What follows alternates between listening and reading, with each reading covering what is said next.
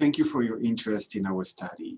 We are happy to share with you our results regarding a new test that can diagnose passage of fetal tissue in real time. Dr. Hugh Taylor is going to explain the benefits of the tests from a reproductive endocrinologist perspective. Well, thank you for your interest in our test. This works on a very simple principle that the fetus makes alpha-fetoprotein, and that levels of alpha-fetoprotein are very high in fetus amniotic fluid, fetal blood, but at least in the beginning of pregnancy, very low in the maternal circulation. So when someone comes in with bleeding, and we're not sure if they're having a miscarriage, whether it's a bleeding unrelated to miscarriage, we can simply measure the amount of alpha-fetoprotein that is in the vaginal blood to see if it's likely coming from the fetus. If they're very high levels, it would indicate a fetal source of the blood if they're very high levels of alpha-fetoprotein, versus very low levels would be indicative of it being maternal blood. So many times in obstetrics and gynecology, and especially in reproductive endocrinology, which is my practice, we have women come in with vaginal bleeding early in pregnancy, and it's very stressful for them. We don't know if it's a pending miscarriage or miscarriage that's completed. We're often concerned about ectopic pregnancy, and additionally want to offer reassurance to the patient who's very concerned about a highly desired pregnancy. This test can give us a very rapid answer as to whether this bleeding is likely to be fetal in origin and portend a miscarriage versus some other source of bleeding that's far less worrisome. It helps us know what to do with our patients, and importantly, can reassure patients who often come in very upset about that bleeding episode.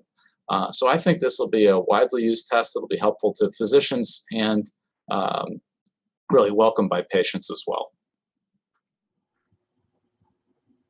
Thank you, Dr. Taylor. And now Dr. Jubanik is going to explain the benefits of the test from the emergency department physician perspective.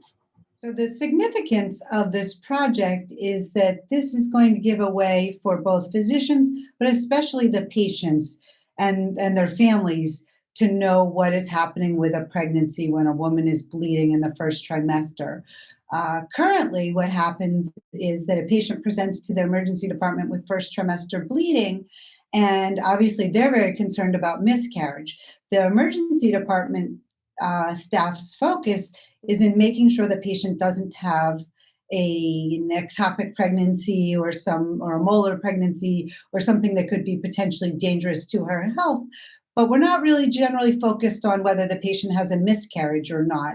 And so in the end, we do our studies, we make sure the patient isn't having an ectopic pregnancy or a molar pregnancy. But at that point, we are really then finished with the patients typically.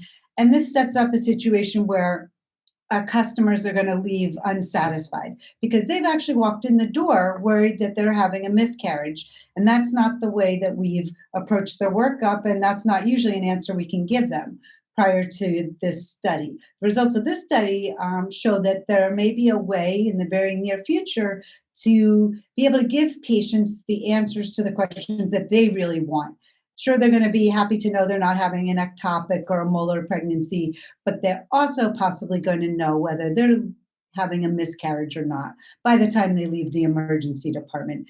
I see as a way of really doing the right thing for our patients. Thank you, Dr. Jubanik.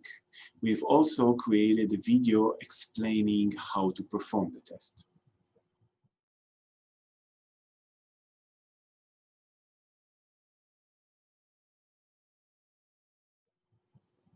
Thank you for watching.